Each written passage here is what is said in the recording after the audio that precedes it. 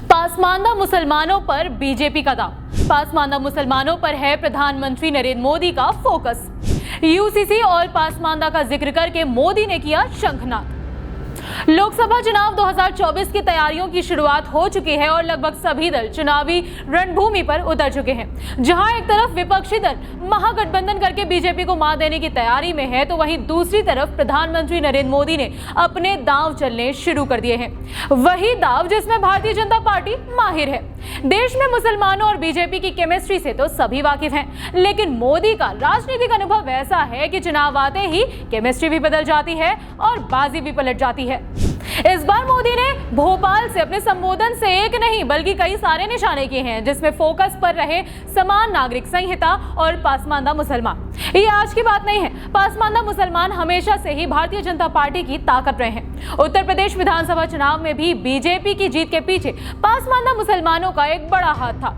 वापस आज की तारीख में अगर आते हैं तो मोदी ने समान नागरिक संहिता के साथ शंखनाद कर दिया है, और अगर इस बार बीजेपी का पासमानदा मुसलमानों पर लगा दाव भी सही निशाने पर पड़ता है तो विपक्षी दल चाहे जितनी बैठकें कर लें, उसके पत्ते तो धराशाही होने ही हैं। सबसे पहले जानते हैं कि आखिर पासमानदा मुसलमान होते कौन हैं। पासमानदा का मतलब है समाज में पीछे छूटे लोग। भारत में पिछड़े और दलित मुसलमानों को पासमानदा कहा जाता है। भारत में कुल मुस्लिम आबादी में इनका हिस्सा करीब 80% है। इसमें दर्जी, धोबी, लोहार, नाई, कुम्हार, मिस्त्री, हस्तशिल्पकार और पुश्तैनी कामों के कारीगर पासमानदा समाज से आते हैं। चलिए अब जानते हैं कि बीजेपी किस तरह से कांग्रेस को चोट देना चाह रही है।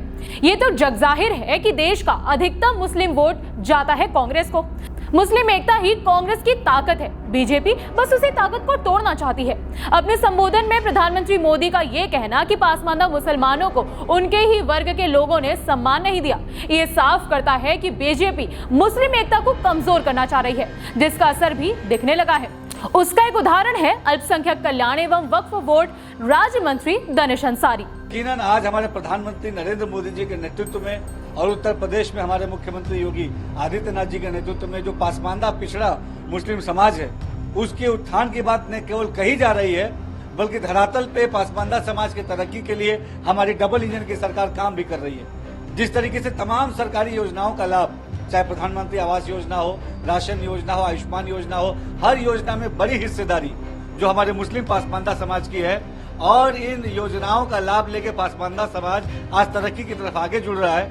निश्चित तौर पर पहली बार देश के किसी प्रधानमंत्री जी ने पासमानदाओं की आवाज को बुलंद किया, और उत्तर प्रदेश में हमारे मुख्यमंत्री जी ने पासमानदा समाज के लिए जो काम किया, इससे आम पासमानदा समाज के अंदर, मुस्लिम समाज के अंदर आज एक विश्वास है कि सही मायनों में एक ऐसी सरकार है जो उनके हित के लिए, उनके विकास के लिए काम कर रही है। अब एक बार फिर से रामपुर और आजमगढ़ लोकसभा सीट के उपचुनाव नतीजों के उदाहरण को लेकर बात करें तो भारतीय जनता पार्टी को पासमानदा मुसलमानों का भरपूर साथ मिला था, जिसने सभी को चौंका दिया था।